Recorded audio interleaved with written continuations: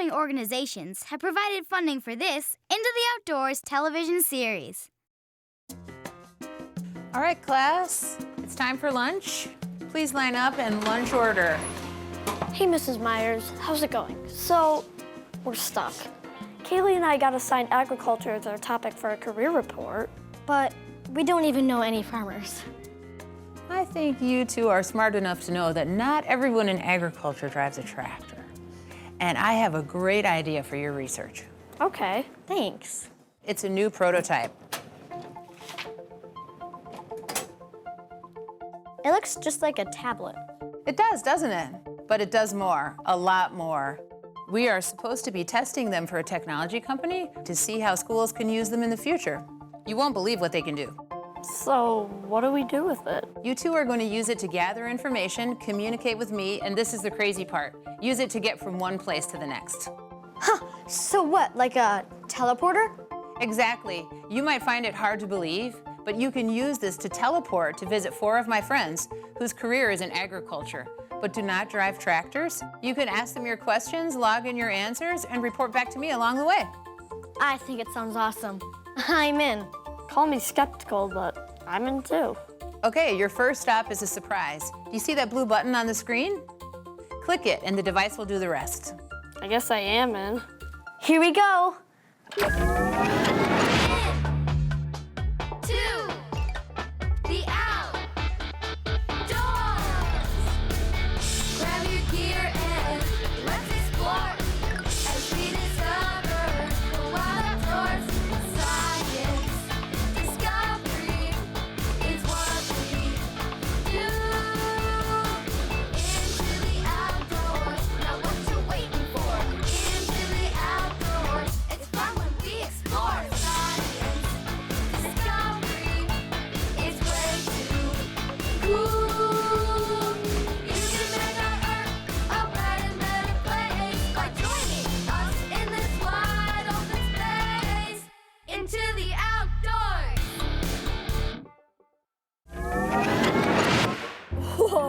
That was cool.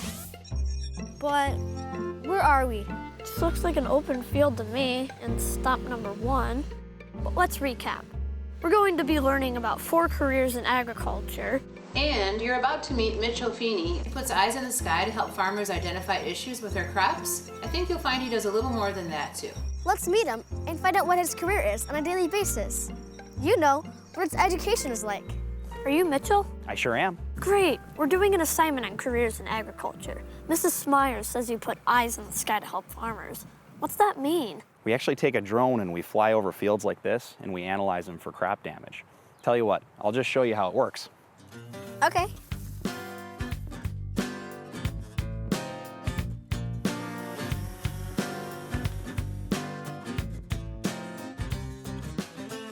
So I told you guys that I'd show you what I do on a daily basis. And this is some of the equipment that I use when I'm out crop scouting.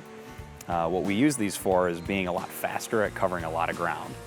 We use these systems, we take a lot of pictures, we stitch them together into a map, and we actually deliver that to the farmer so that they're able to put out fertilizer where they need it. That allows them to grow more crops and get more yield out of each acre. And the whole point of precision agriculture is to try and get the most yield out of each acre that we can. So how'd you get your start in flying drones? So that's a great question. I actually started because I really loved the technology. So I actually didn't know what I was going to do with drones, but I knew I liked flying them. And then I realized pretty quickly that it takes really good pictures and we could use it for farming. When you identify a problem area, what comes next? So we use a system we call the 3D analysis system. It stands for discovery, diagnosis, and documentation. So we start by discovering that problem like you were talking about while we're up in the sky. Then we come back down and we look at that problem area while we're standing in the field right next to it. And I use a software called Pocket Agronomist to try and identify the problem. So if there's a disease or a nutrient deficiency or a particular set of weeds that are in the crop, I point my phone at it and it tries to identify what the problem is. Then I go and document it, that third D. So after we diagnose it, we want to document it so we can share it with the farmer, tell him what disease he might have, what insects might be eating his corn or his particular crop that he's growing, and then he can hopefully do a protective measure for it. So whether that's a pesticide or a herbicide or a crop protection product. there's an app that can help identify what's wrong in the field? Absolutely. We've been working on that for a really long time. We have a group of agronomists who have taken pictures for 25 years, 30 years, their whole career. And we've taken those pictures and we've put them into categories and started training our software on how to identify them. So what that means is when I take a picture with my phone, it's running it against all those images or all those pictures that we've taken and cataloged them and then identifies them. What is an agronomist? So an agronomist is kind of like a doctor, but for plants. So just like you get sick, so do crops like corn and soybeans. And they need an agronomist to come out and diagnose and prescribe a remedy. How does the app know what disease the plant has? So that's a great question, and it's pretty complicated what happens in the background, but we use what's called a convolutional neural network. And all that means is it's a fancy name for a software that works like your brain. So what we're doing is we're showing it a bunch of images, and we're training it or educating it what it's seeing. So I took lots of pictures, showed it to the app, and it remembers everything because it's a computer, so it can save it in its hard drive. Just like when you read something, you try and remember that story. I'm trying to show it a story so it can go out and learn it, and then address it, identify it, and tell us what's going on. This sounds like a really cool job, Mitchell. And do you get to fly in drones like this every day? I don't get to fly every day. We fly a lot in the summer. Most of the time I get to work with farmers. Sometimes I'm in the office working on paperwork. We do all kinds of stuff. Every day is a little bit different. You guys want to fly the drone? Yeah. Yeah. Well, I'll have to fly, but you guys can watch. Okay. All right, so we're gonna take off.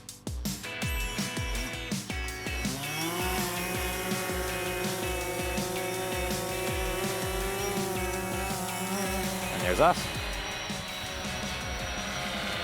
Thanks, Mitchell. I get how this is agriculture, but it uses a lot of other skills too. You got that right. We do everything from using technology like this to working with the scientific method, coming up with experiments and research projects. We also do marketing and sales. I could see myself doing this for sure. One last question.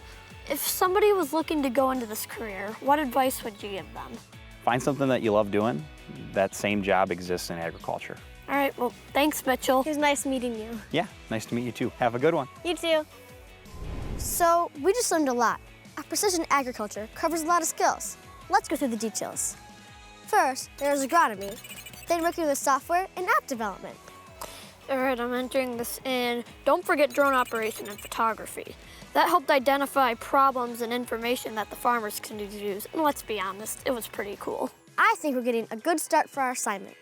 Looks that way. You're getting some good information, but growing a crop is only half of the story.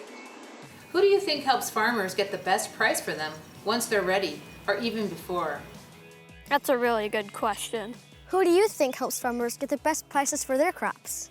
I don't know, but I think we're about to find out. Don't go away. There's more Into the Outdoors. And now back into the outdoors. This tablet thing is sweet. I know, I can't believe it actually works, but where are we? I don't see any agriculture here. This looks like an office to me. You may be surprised. A lot about agriculture happens here. Guys, you're about to meet Naomi Bloom. She's a commodities broker. You could say she's an expert at helping farmers get the best prices for their crops all around the world. Hey Hi, guys. Naomi. Hi, nice to meet you. It's nice Thanks to for meet you. coming. Can't wait to show you all about commodities. You all set? I'll show you all around the office. All right. Great, come on.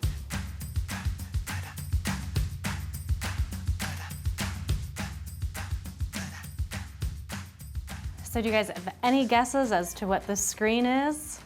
No. Okay, well this is what I do every day. I look at these screens and it talks about the different prices of commodities, and I'm looking for the best possible opportunities for my clients. And sometimes I have to keep an eye on current events around the world because the price of commodities are affected by global current events. Excuse me, but what exactly is a commodity? Yeah, a commodity is something that can be grown or stored in bulk. So things like corn or soybeans, or even precious metals like gold. Those are all types of commodities.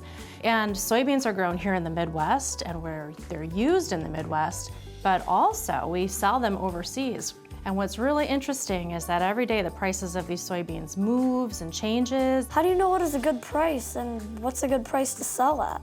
That's a really important question. That's what I'm doing all day long by checking those markets all around the world. So what I want to do is when I can find and spot a really good opportunity for my clients, we call them, we let them know, and then we encourage them to make some sales and lock in that cash so they can really manage their risk and get some better returns on investment for their farms. What does return on investment mean? Well, it's part of a business term, and farmers wear many hats, and one of them is that they have to be a business person. They have to think about the cost of their land if they're buying it or renting it. They have to pay for the cost of the seed, and if they've got machinery or things like that. Also think about electricity or fuel or insurance. So let me tell you about one tool that we use to help farmers with their farm marketing. It's called hedging. And so it's something where we can help those farmers capture the best prices possible during the year. So let me try to paint you a picture of what this looks like.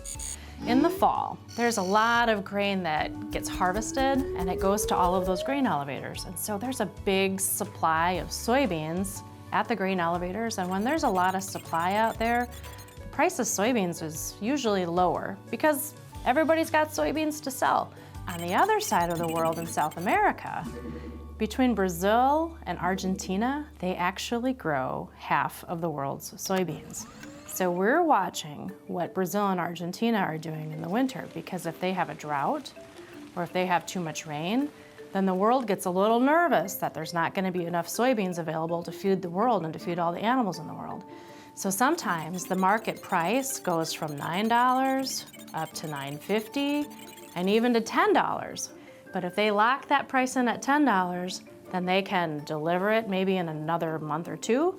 Or sometimes, even though it's winter and they're agreeing that they're gonna get this $10 price, it's for something that hasn't even grown yet for the following spring. And then when they harvest it the following fall, instead of selling their soybeans for $9, now they can sell it for $10.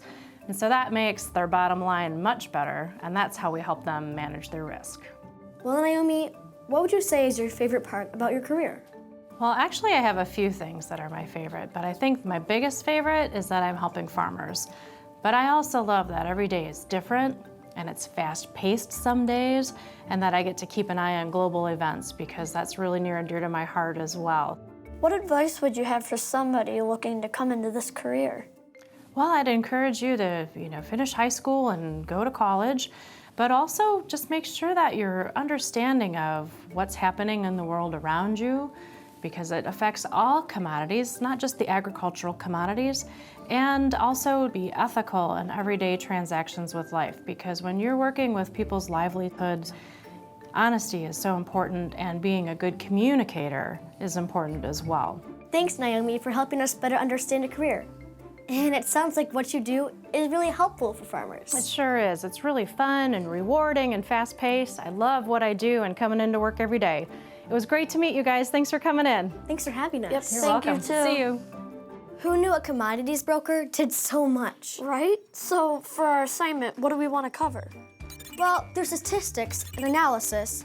That was definitely interesting to see. Don't forget being aware of current events, investments, and advising farmers. She also covered return on investment. We're definitely making progress in our report. I agree. It's looking pretty good. Keep up the hard work. So far, we learned about careers in precision agriculture and commodities investment. What could be next? I'm not sure, but I know she said it wouldn't be someone who drives a tractor. But what could be left? How about animal nutrition? Sure, that sounds cool, but where can we go to find more about that career? You're about to find out.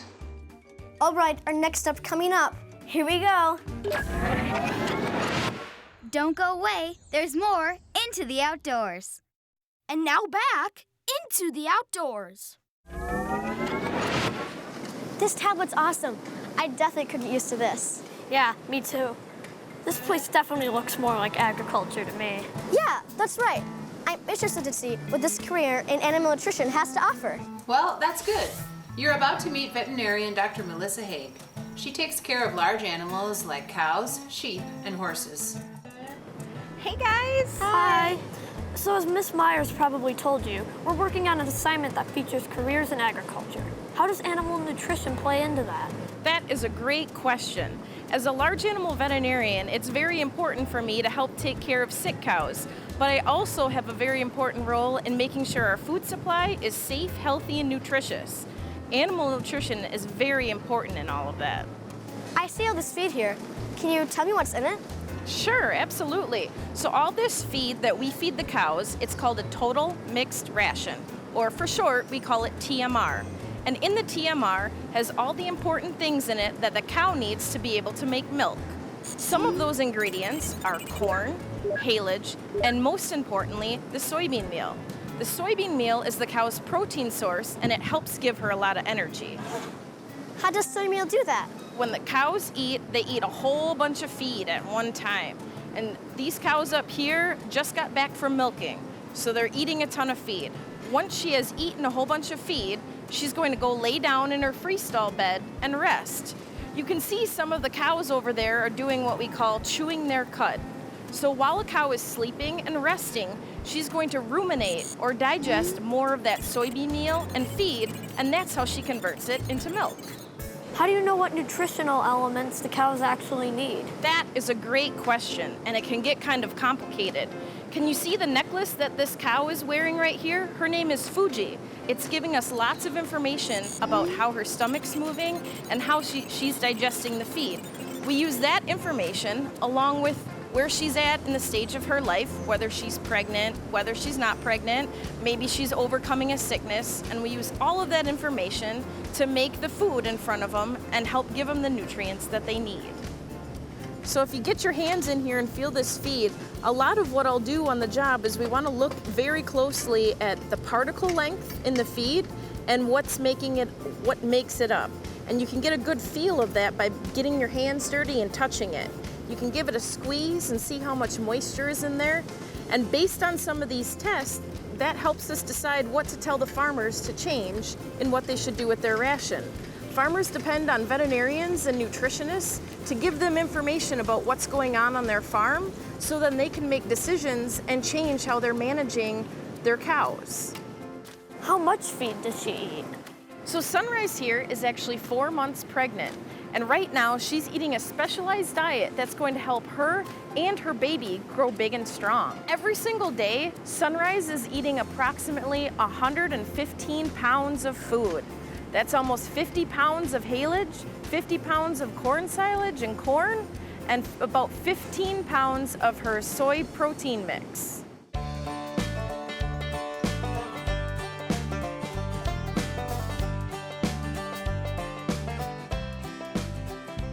How long did you go to school to learn all this? I had to go to school for a long time. After high school, I spent 8 years in college, and specifically 4 of those 8 years were in veterinary school in order to become a veterinarian. Wow, 8 years is a long time, but it sounds like you got to do something you're really interested in. Absolutely. I love being a veterinarian. I get to work outside on the farm. Each and every day brings something new. I love getting to work with the farmers and with cows. What could possibly be more fun than that? Science, animals, working with people. That's really cool. It was really great to meet both of you today. I hope you got all the information you needed for your project. We definitely did. Awesome. It was nice meeting you. Nice to meet you too. Have a good day. Thank you. I like her job. Right? So, the facts again. She gets to help animals, educate farmers, and keep our food supply safe. Don't forget, she gets to apply science and animal nutrition to her work, too. Don't forget about the fact that she gets to work outdoors, too. That's right, working outside with animals. Well, guys, we have one more stop to make. Are you ready? Anytime. Let's do it. Don't go away. There's more Into the Outdoors. And now back into the outdoors. Last stop. What is this place? This is actually a dealership for farm equipment. It's like a car dealership, only specialized for farmers. You're going to meet Riley Call. He works here and is going to show you all around. Hi, I'm Riley. Hi, Riley. What can I do for you today? Riley, we're doing an assignment on careers in agriculture. Could you tell us more about this career? Well, this is a farm machinery dealership, and we maintain and sell farm equipment. And I can show you around a little bit if you want to come up and take a look at the soybean planter. All right. Yeah.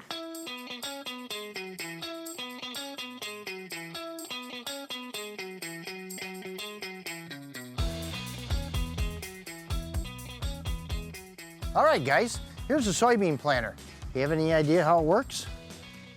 I have no idea. It precisely plants the soybean about inch and 3/4 inch of depth.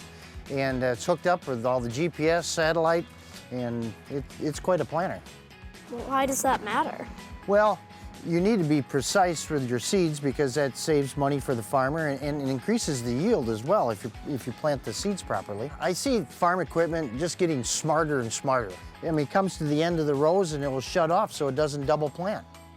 Can you tell me more about how this plants soybeans? Yeah, the soybeans come there from the central fill, gets blown down into this container, and it gets dropped down right in between here, right in between the press wheels, and then these press wheels compact the seed together to get correct soil compaction to the soybeans. So if this is a dealership for farm equipment, what other kinds of things do you do here? Well, I'll show you next. Let's head on up to the parts department. Okay. Okay.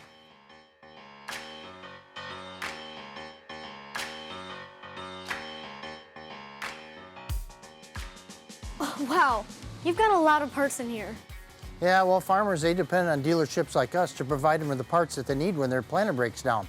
This is actually one of the seed discs that was in that planter that we seen earlier. Want to take a look? Yeah, thanks. So this helps precisely plant the beans where they need to be planted? Right, yeah. Each bean will come down one of those slots, and if you get them where they're right distance apart, then you're going to get a better yield. We should probably go over to the service department, see if they're working on a planter right now. All right. Yeah. Okay, well, we're in the service department now. This is where they set up new planters as well. And a lot of times, sometimes they have to fix them as well. They break down. This is a bean planter. It has a broken fertilizer disc. And the mechanic's going to be working on that very quickly because we need to get it in and out of the shop quickly for the farmers so they can get back in the field. Where did the mechanic learn to do all these repairs? Well, they go to school every year. A lot of the manufacturers require that you come. And the way the industry changes and the way the equipment changes, you need to go back to school every year. So how long have you worked in this industry? Well, I farm as well, but I've been working in this industry for about 20 years. So you've worked in agriculture for a long time. Well, I enjoy it because I'm working for farmers. Farmers feed us, and I enjoy doing that as well. If you had advice for someone who's younger and looking for a career like this one, what would it be? Well, be involved in agriculture because every job in America starts from the soil. Thanks for sharing more about your career. We learned a lot of great information. Well, glad you guys could come out. I hope you got enough for your class. All right, thank you. You bet. We'll see you later. Okay, so careers here use technology, management skills, customer service, And technical skills like mechanics. And don't forget industry knowledge because they have to know what farmers need. and the equipment was so advanced too. I think learning about how the bean planter was so precise and planted for the best yield was the most impressive. I think this assignment is almost done. Let's head back to class. Mrs. Myers, this was the best assignment. No joke. Can't we just keep this tablet? Sorry, you can't keep the tablet, but it sounds like you've gotten some great insight into careers in agriculture. Yeah, who knew agriculture could have so many cool jobs working with drones and computers? And animals, and commodities, machines, software, and even science. So would you two say you're ready for careers in agriculture? Definitely. Like Mitchell said, find something you love to do, and it will exist in agriculture. Well, thanks, Mrs. Myers. I hope you get a good grade.